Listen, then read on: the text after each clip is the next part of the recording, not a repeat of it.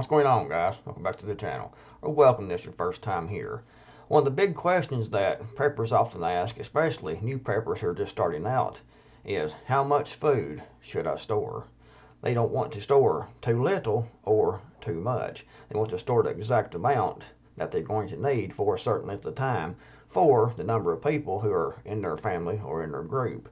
And that can be kind of difficult to figure out. Luckily, there's a quick and easy and free online calculator that you can use from Provident Living. Here's the link. I will link to this in the description box below so you can check this out for yourself and do your own calculations using this tool. It is very quick to use. You can just put a couple things in down here, and we will do that here in a sec. But it says this handy calculator will help you figure out what works for your family. 52 weeks is a year's supply, but you may calculate for any other number of weeks. Enter the number of weeks storage you want, as well as the number of adults and children in your family. Children 12 and over count as adults because they tend to eat full portions. Click calculate. The recommended quantities will appear in the bottom pane. Always rotate your foods. Always rotate your Always rotate your stored food into your normal diet, using the oldest products first. This will save you a lot of money and prevent waste. It'll also keep you a fresh supply on hand at all times that you use and replace. That's the way you should do your food stores. A lot of people make the big mistake of thinking they will buy the food storage and set that back, and they'll have that when they need it, and they'll never touch that and go ahead and eat their normal diet.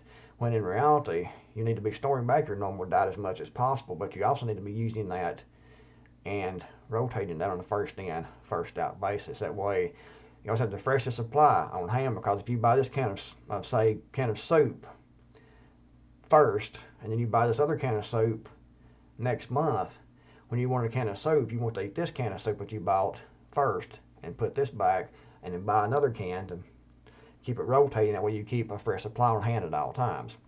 It's easier to do this if you put the date on that canned food or on those boxes to make sure that you know when you bought that and where you bought that. That's also good too, actually. But anyway, this food storage calculator, you can say 52 weeks, which is a year, and say your family has 2 adults, and you have typically, say, 3 children. That's all there is to this. 2 adults, 3 children, however many is in your group, how many children's in your group.